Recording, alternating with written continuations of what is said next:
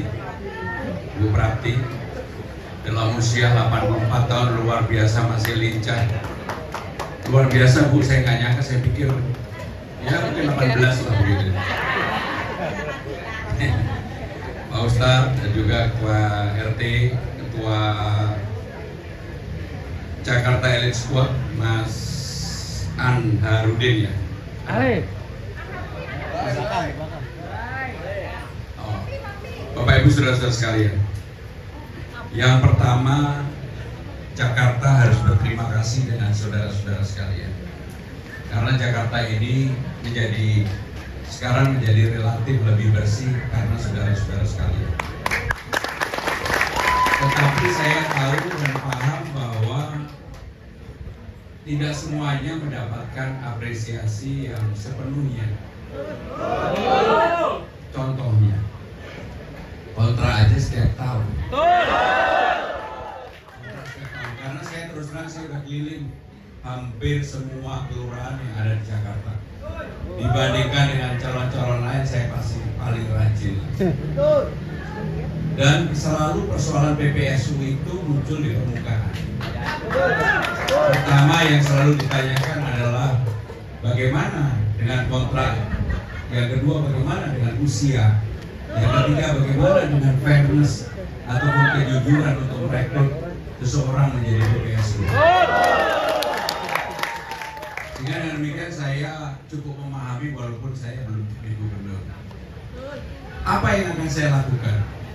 Yang pertama, udahlah, kontraknya nggak perlu setiap tahun. Kontrak setiap tahun itu banyak basa-basinya dan akhirnya saudara hanya dipersulit aja. Jadi kalau saya jadi gubernur, yang pertama kontraknya nggak setiap tahun. Apakah 3 tahun, apakah 5 tahun, nanti kami putuskan. Itu satu.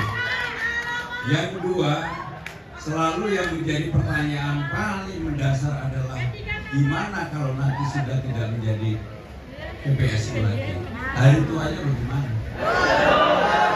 Jaminan apa? Siapa yang dijamin? Kan nggak punya uang pensiun.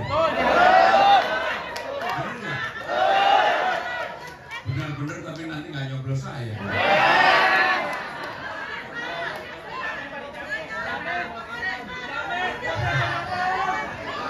Jadi yang pertama saudara-saudara sekalian, maka tadi saya sudah mengatakan kontrak tidak setiap tahun.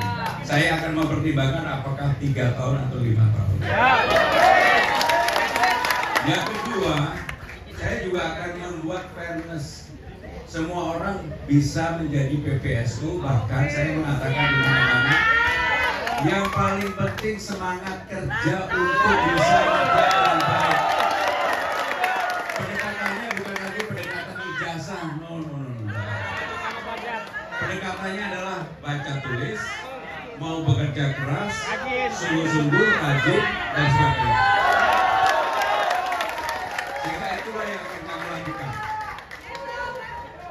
Dan untuk jaminan hari tuanya, kami sedang pertimbangkan. Kalau kemudian nanti yang namanya Jakarta Funding saya bisa jalankan, Bapak Ibu nggak usah mikirin apa itu Jakarta Funding, biar itu saya yang mikirin. Gitu. Maka nanti akan ada dana abadi yang bisa digunakan untuk hal-hal yang menjadi karena cara berpikir saya itu, saya terus terang sudah 25 tahun jadi pejabat. Pasti semuanya tahu saya tidak pernah melobi siapapun untuk jadi gubernur. Bahkan untuk jadi gubernur pun dipaksa-paksa. Pasti kan nonton TV, nonton YouTube dan sebagainya. Untuk menjadi gubernur pun saya dipaksa-paksa. Tapi sekarang saya jatuh cinta. Kenapa jatuh cinta? Karena saya ingin menyelesaikan persoalan-persoalan yang ada di bawah. Contohnya, kartu Jakarta Pintar. Ibu-ibu pasti ngalami yang dulu dapat tiba-tiba hilang. Begitu mau ngurus ke Rawabunga tiba-tiba. Pasti benar Bu, saya keliling semua daerah dan saya belanja masalah saya mendengarkan. Begitu sampai di Rawabunga, di sana di pingpong. Antrinya panjang di pingpong, tidak diselesaikan urusannya. Maka kalau saya menjadi gubernur, nggak perlu lagi pergi ke Rawabunga, harus diselesaikan di kecamatannya masing-masing. Jakarta ini ada 44 kecamatan. Ngapain harus ke Rawabunga, Jakarta Timur yang jauh banget. Termasuk kartu lansia. Kalau ibu bupati nggak perlu kartu lansia karena ibu udah berlebih. Tapi bagi yang membutuhkan, Bu, begitu luar biasanya.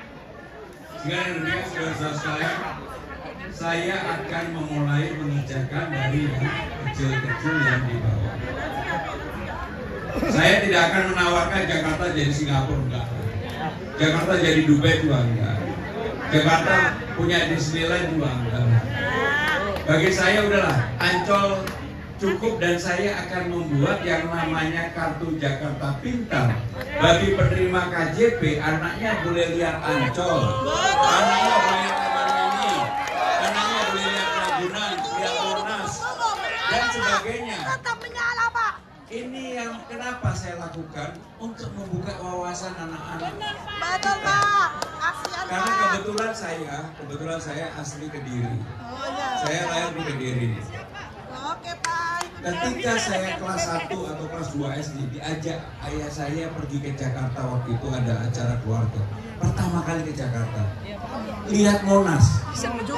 Waktu umur segitu lihat Monas, sampai hari ini terngiang-ngiang dalam pikiran saya harus datang ke Monas lagi. Alhamdulillah saya 15 tahun kantor saya di Monas. Oh, mantap. 15 tahun, 10 tahun dengan Pak Jokowi jadi Menteri Sekretaris Kabinet, waktu dengan Bu Mega menjadi Sekretaris Presiden. Tinggalnya di istana, tiap hari lihat Monas, tidak pernah terbayangkan.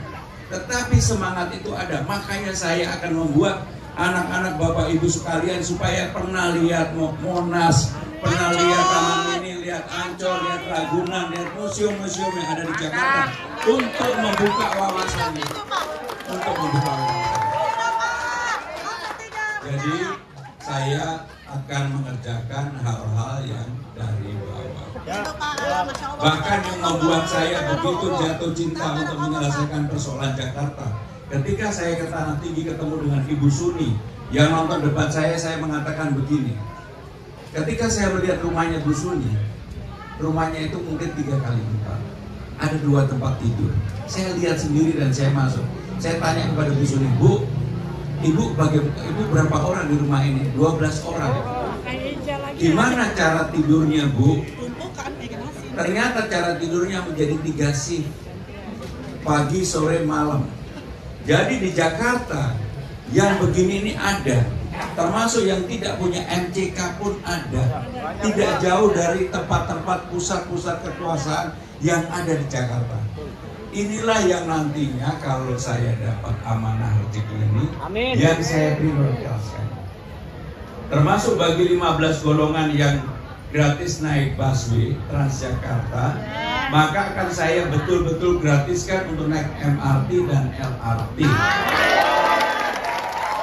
Kenapa itu dilakukan? Karena Jakarta nanti akan menjadi Transjabodetabek, sehingga kita memaksa orang dari Bekasi, dari Bogor, dari Depok, dari Tangerang Selatan untuk kendaraan pribadinya diparkir bisa menggunakan kendaraan umum kemana saja. Yang terakhir, nanti kalau ada pertanyaan monggo, tapi jangan banyak-banyak ya. Saya udah dari pagi, suara saya udah hampir hilang. Yang terakhir dari saya melihat di Jakarta salah satu persoalan yang serius adalah kekerasan, narkoba, pencurian, dan sebagainya. Maka untuk itu saya akan mengusulkan untuk RT RW punya CCTV di semua. Sekarang ini di Jakarta baru ada 747 CCTV. Butuh kurang lebih 32.000 CCTV. Apakah pemerintah Jakarta mampu? Anggaran pendapatan belanja daerah Jakarta di tahun depan 2025 akan menjadi 91 triliun. Silvanya sisa anggarannya kurang lebih 56 triliun.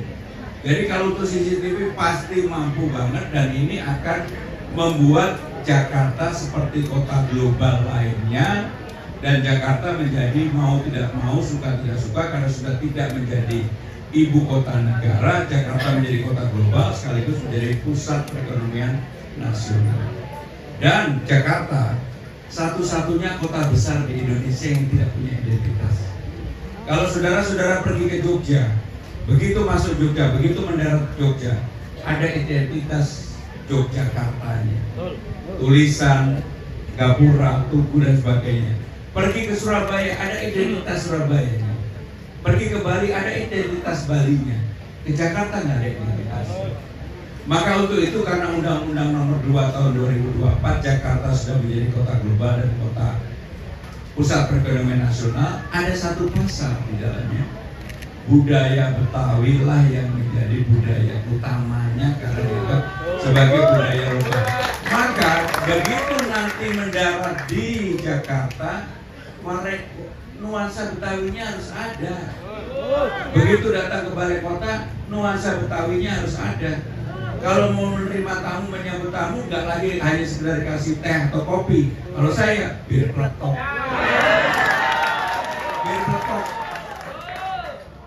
Bir peletok, bayangan orang kan alkohol. Ternyata, dulu saya juga bayangin ini alkohol.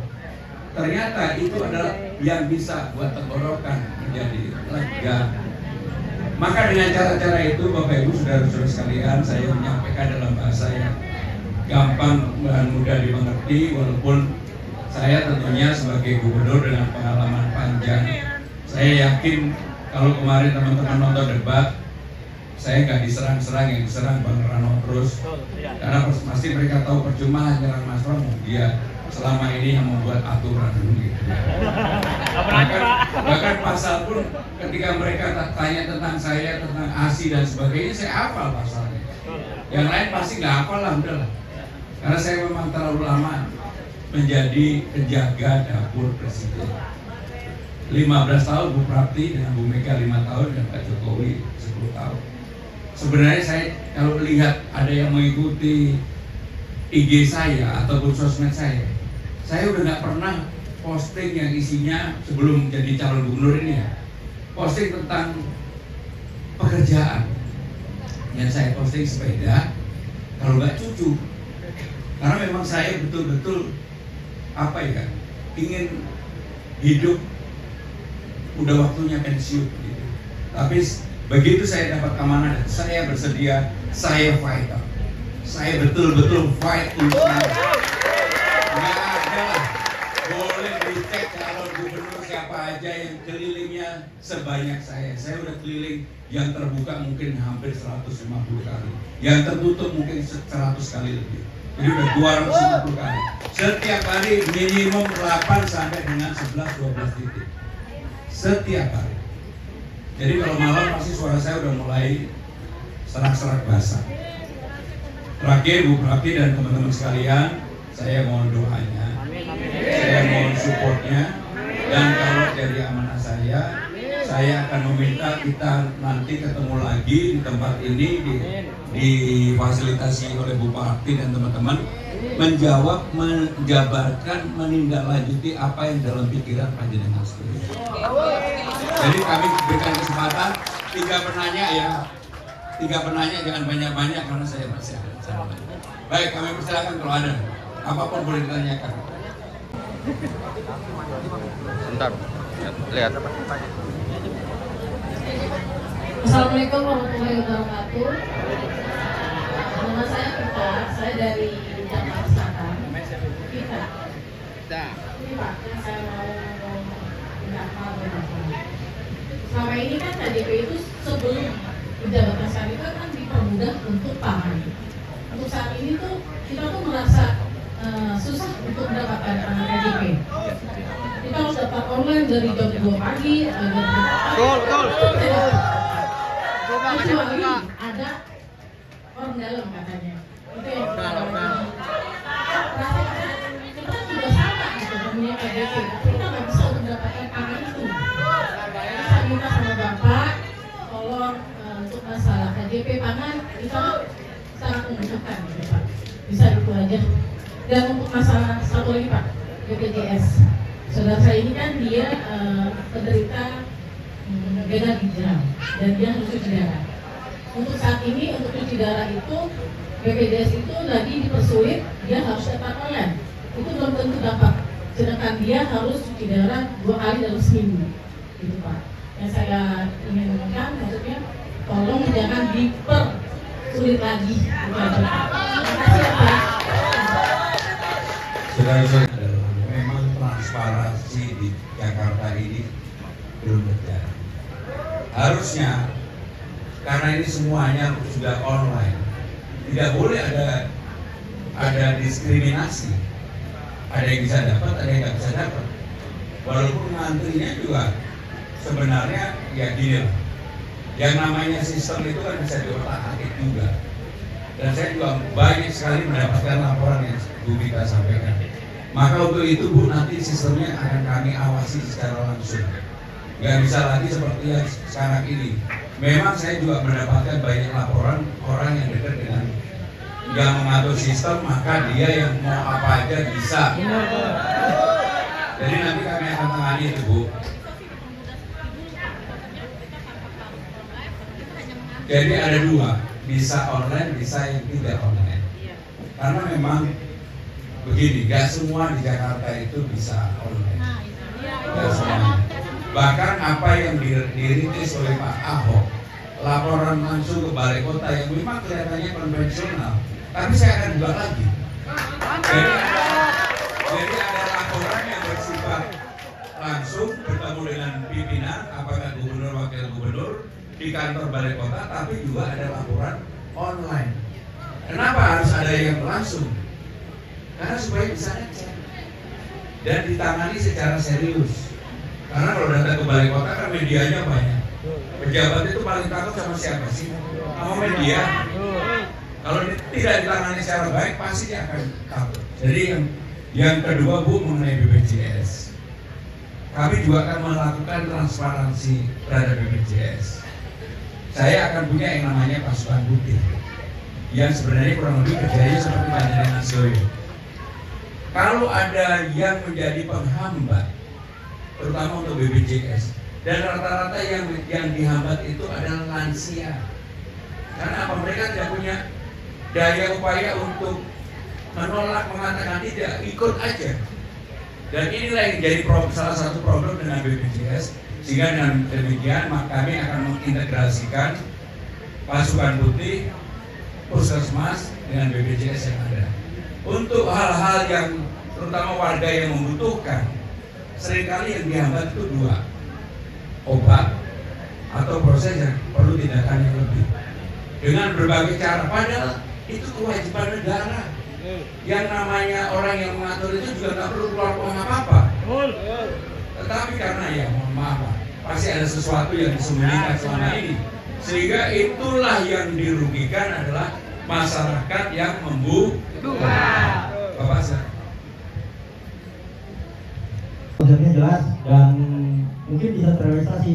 Cuman dari saya sebagai Jakarta Elite Squad itu kendalanya itu banyak sekali kebutuhan pokok. Bahkan saya dan teman-teman saya harus menggadaikan ATM.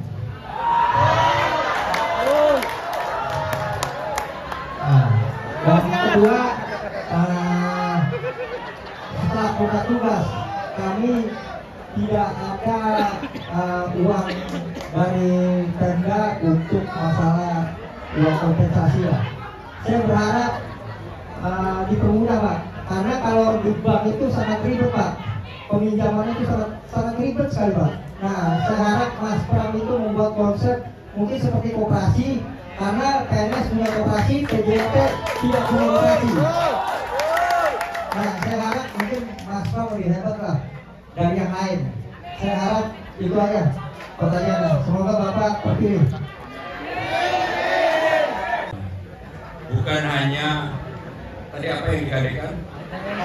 ATM digadek, Maaf ya Pak. tetapi juga banyak ijazahnya yang digadaikan.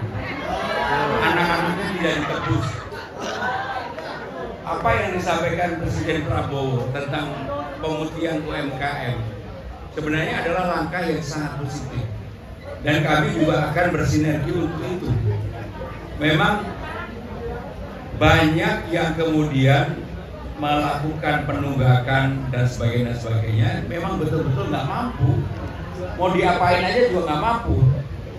Tetapi yang paling penting jangan kemudian gaji dan sebagainya dipakai untuk judi online misalnya. Karena banyak sekali di teman-teman PPSU, nggak bermaksud menuduh ya, di teman-teman PPSU sebagian juga mempunyai harapan bisa mendapatkan tambahan keuntungan di judi online. Udahlah, stop aja, nggak mungkin. Saya berharap nggak betul-betul, tapi jawaban saudara-saudara lah betul. Sehingga dengan demikian, Mas Basian, tolong untuk bagaimana mengelola keuangan itu juga penting. Tapi saya tahu banget, yang paling utama di teman-teman PPSU itu adalah ketakutan untuk menghadapi hari tua setelah purna tugas. Maka nanti itu yang kami pikirkan. Tapi kalau bentuknya koperasi nggak bisa. Yang dirugikan siapa? Saudara-saudara sekalian. Saya harus ngomong apa adanya. Berbeda dengan ASN. Karena ASN uangnya udah dipotong dari dulu. Begitu dia mau masuk dan sebagainya, ada jaminan-jaminan ketenagakerjaan yang harus dia bayar. Kalau saudara-saudara nggak bisa. Jadi lebih baik, menurut saya lebih baik kalau kemudian pemerintah Jakarta ini, siapapun, mudah-mudahan saya, tapi siapapun yang memimpin, ada dana abadi. Dana abadi itulah yang digunakan untuk membantu masyarakat yang tidak atau kurang mampu. Yang berikutnya untuk purna tugas tadi saya sudah jawab ya. Jadi akan kami pikirkan untuk ada proposal supaya purna tugas itu tidak menjadi momok bagi saudara-saudara sekalian. Termasuk batas usia yang 56. Kok dari tadi betul dulu. Termasuk batas usia yang 56. Saya sedang mempertimbangkan karena sekarang usia produktif kita lebih dari itu. Selama masih rajin dan bisa bekerja dengan baik, harusnya mendapatkan kesempatan untuk bisa bekerja. Kalau itu jangan khawatir. Kalau itu yang memutusin gubernurnya, nggak perlu kemana-mana. Ya, nggak perlu kemana-mana. Baik, terakhir satu lagi kalau ada. Terakhir satu lagi. Saya dari Kebayoran Lama, Jakarta Selatan. Jika Bapak terpilih menjadi gubernur, mohon maaf diulangi namanya, saya tadi lagi ngasih hijab. Saya Nuril dari Kebayoran Lama, Jakarta Selatan. Pertanyaan saya, jika Bapak terpilih menjadi gubernur dan yang saat ini Indonesia alami itu PHK massal, yang dimana nggak cuma di Jakarta aja dan di beberapa wilayah memang banyak pengangguran. Bagaimana Bapak supaya menekan pengangguran yang ada di Jakarta? Itu yang pertama. Dan yang kedua, untuk tadi itu kayak Transjakarta, MRT dan LRT, apakah yang memiliki KTP Jakarta saja atau untuk semua yang bekerja di sekitaran wilayah Jakarta? Itu saja, terima kasih Pak. Yang kedua saya jawab dulu. Supaya mereka kendaraan pribadinya tidak masuk di Jakarta. Karena problem macet di Jakarta itu adalah pagi dan sore hari ketika orang membawa kendaraan pribadi masuk ke Jakarta dan keluar dari Jakarta. Sehingga dengan demikian kalau itu bisa dilakukan akan sangat mengurangi kendaraan pribadi masuk di Jakarta. Yang kedua mengenai PHK massal dan sebagainya. Di Jakarta sekarang ini ada pengangguran kurang lebih 354.000. Bulan Oktober ini sampai dengan akhir Oktober ada penambahan PHK baru kurang lebih 52.000. Jadi total kurang lebih 400.000. Maka kenapa di dalam program saya dan Bandul kami akan membuka lapangan kerja baru kurang lebih 800.000. Bagaimana? 500.000. Bagaimana caranya? Maka kami akan mengeluarkan dana kurang lebih 300 miliar dari anggaran pendapatan belanja daerah untuk membiayai para UMKM baru menjadi peserta-peserta baru supaya mereka punya kemampuan untuk berusaha hal yang baru. Selain itu kami akan membangun balai rakyat, maka setiap balai rakyat yang jumlahnya 267 kelurahan, di setiap balai rakyat akan ada PPSU baru kurang lebih 3 sampai dengan 4 orang. Tetapi PPSU misalnya di sini dari kelurahan di sini kelurahan Kedoya Selatan, maka nggak boleh orang PPSU yang rumahnya di Kedoya Selatan ini, bekerja untuk mengurusi balai rakyat di Kedoya Selatan. Kalau nggak apa? Ketemu teman-temannya nanti malah nggak kerja. Harus di-switch, betul, di-switch dengan kelurahan ataupun tempat yang lain. Dengan demikian akan mudah untuk dievaluasi, dan yang mengawasi PPSU di balai rakyat bukan lagi kelurahan ataupun kecamatan, tetapi secara langsung manajemennya akan dibuat transparan dan terbuka yang dikelola langsung oleh pemerintah Jakarta. Sebab kalau oleh pemerintah, mohon maaf, bukan bermaksud apa-apa Pak Ketua RT, kalau pemerintah di sini, PPSU-nya juga dari sini, nanti nggak kerja. Padahal saya mengharapkan yang namanya balai rakyat itu bisa menjadi tempat Bapak Ibu kalau mau ngawinin anaknya, bagi warga yang tidak mampu, mau khitanan, mau silaturahmi, mau acara apapun, bisa di tempat itu, harganya sangat murah sekali dan terjangkau bagi warga siapapun itu. Sehingga dengan demikian, pertanyaan Mas Nuril tadi, kami akan membuka lapangan kerja. Kami sudah mengalokasikan dana 300 miliar untuk mendorong lapangan kerja baru, karena tidak mungkin PHK yang hampir 400.000 tadi kita tidak membuka lapangan kerja baru. Dan itulah kenapa kemudian di setiap kelurahan kecamatan akan ada yang namanya balai latihan kerja. Balai latihan kerja itu jangan dibayangkan balai latihan kerja seperti milik pemerintah yang mengatur tentang misalnya lah pertukangan, pengelasan, bangunan dan sebagainya. Balai latihan kerjanya sudah modern. Kebutuhannya adalah kebutuhan kekinian yang modern. Di dalam balai latihan kerja, bahkan kalau orang hobinya main TikTok, membuat konten kreator, akan kita ajari di situ. Sebab udah berubah cara berpikir, cara melihat, cara memandang tentang sesuatu. Zamannya Bu Prati, zaman saya, dengan zaman Gen Z sekarang ini total sudah berubah.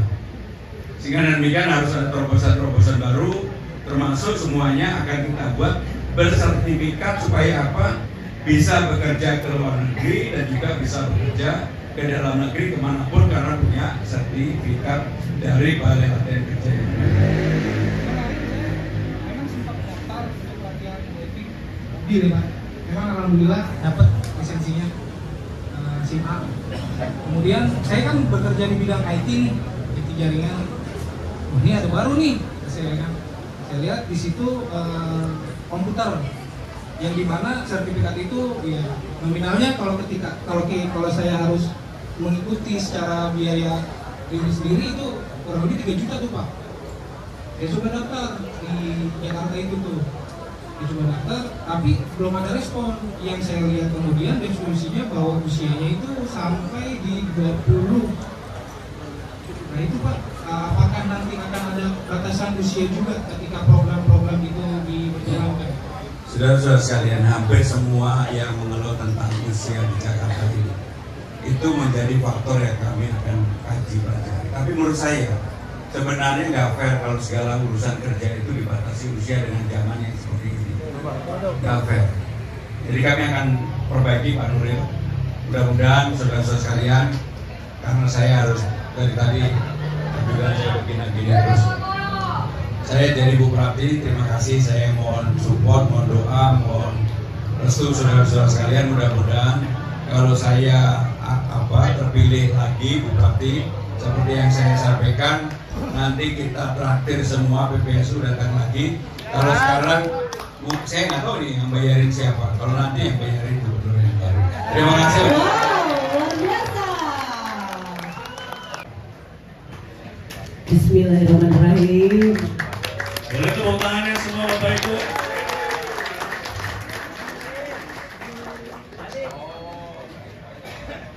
Kita doakan semoga Mas Pram benar-benar bisa memimpin DKI Jakarta. Amin. Pokoknya kagak ribet dah. Jadi yang ada di sini juga jangan ribet-ribet. Nanti tanggal 27 November datang ke TPS coblos nomor 3. Nomor berapa? Nomor berapa? Salam 3 jari, Jakarta menyala. Baik, izin Mas Pram. Lagi untuk kita foto bersama dengan Bapak Ibu duduk di tempat nggak apa-apa? Kelihatan kok, kelihatan. Kelihatan. Duduk aja nggak apa-apa Bapak Ibu di tempatnya masing-masing untuk berfoto. Hebat Ibu, masih lincah banget. Jakarta menyala. Nah, itu dia. Coba ya, Mas Pram Bandung. Tangan tiga di atas semua, Mas Pram Bandung. Tangannya belum kompak ya, tangannya semua.